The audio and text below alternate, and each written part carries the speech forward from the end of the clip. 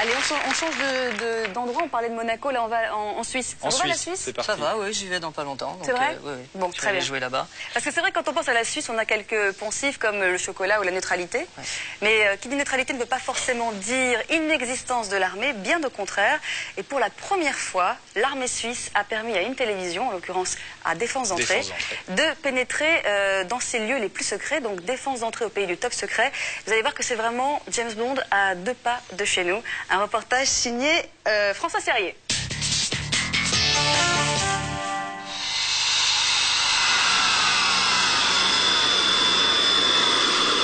Un avion de chasse qui traverse une route nationale. Des passants à peine étonnés, c'est à côté de chez nous, en Suisse, aujourd'hui.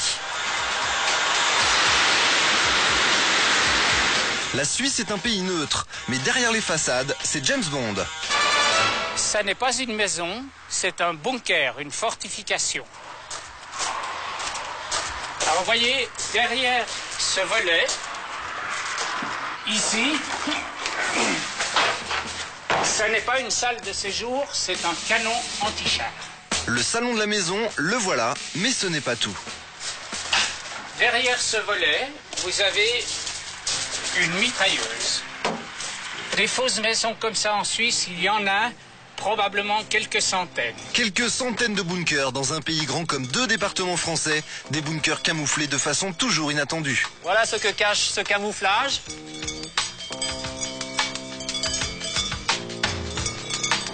La Suisse n'a pas connu de guerre depuis 2 siècles, mais chaque citoyen a une âme de soldat.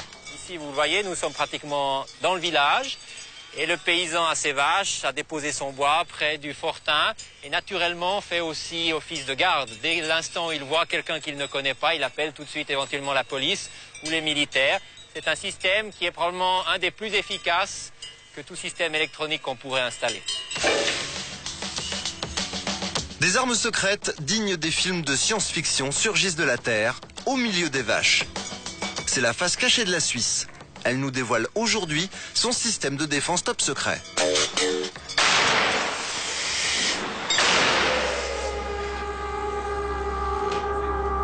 Des fortifications comme celle-ci, il y en a partout en Suisse.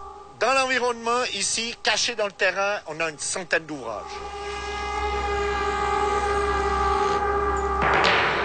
Ici, chaque montagne renferme des installations de défense militaire.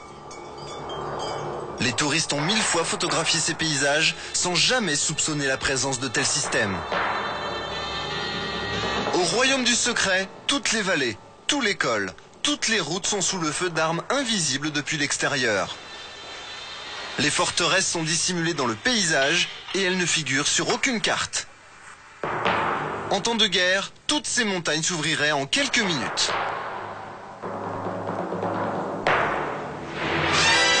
Regardez bien ce gros rocher au milieu d'une clairière. En réalité, c'est la tourelle d'un canon de 155 mm. Impossible de le repérer. Sa tourelle pivote sur 360 degrés et ses obus peuvent atteindre la France à 25 km de là. Une cabane de bûcheron. Sous cet angle, rien de bien méchant. Mais elle tourne sur elle-même. Le gazon fait lui aussi partie du camouflage. Là encore, l'innocente cabane dissimule la tourelle d'un canon. On y accède par un tunnel secret. Car en Suisse, l'essentiel est sous terre. Jean-Luc détient les clés de plusieurs accès interdits. Ça, c'est un accès secret et confidentiel. Pour la première fois, il nous ouvre un lieu stratégique totalement inconnu. Jean-Luc, il y a combien de kilomètres de galeries ici? Il y a 25 km de galeries. La preuve. Sous terre, un véritable labyrinthe secret. On est à combien de mètres actuellement sous la montagne? Ici, on est à 107 km sous la montagne. Ces galeries creusées dans la montagne, on les appelle le gruyère suisse. Une porte blindée tous les 10 mètres, celle-ci pèse 7 tonnes et elle résiste aux explosions nucléaires. Elle conduit à un entrepôt d'armes. Construit il y a 30 ans, il peut servir à tout moment. Mais sous terre, il y a bien d'autres choses. Je peux vous signaler des hôpitaux souterrains, des installations de protection civile, des quantités de travaux préparatoires qui ont été faits pour pouvoir résister, pour pouvoir survivre dans une situation de conflit, dans une situation tragique de bombardement, d'accident nucléaire. Il n'y a pas que les hôpitaux et les canons qui sont enterrés, les avions aussi. Ils sortent des montagnes et ils décollent sur les routes nationales, au milieu des habitations.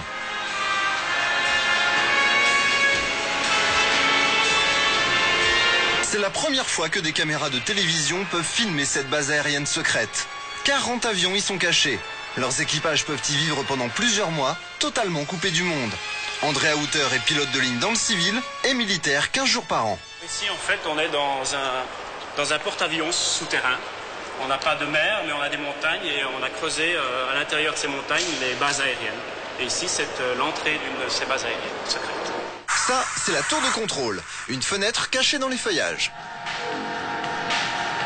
Une bombe atomique ne détruirait pas cette base secrète. Si l'entrée principale était bloquée, les avions sortiraient par un autre passage secret de l'autre côté de la montagne. Tout cela a été construit dans les années 70 pour résister à l'armée soviétique. Les portes interdites de la Suisse se referment derrière nos caméras. Ici, le secret fait partie du quotidien. C'est normal, comme croiser des avions de chasse sur le chemin de l'école à bicyclette.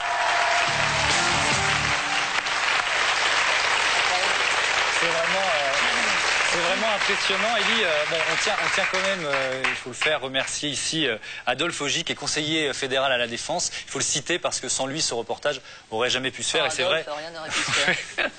Et c'est vrai qu'il était particulièrement étonnant. Merci, moi, je dis rien. Adolphe Augy, qui est conseiller fédéral à la Défense. Bon, Elie, vous disiez tout à l'heure.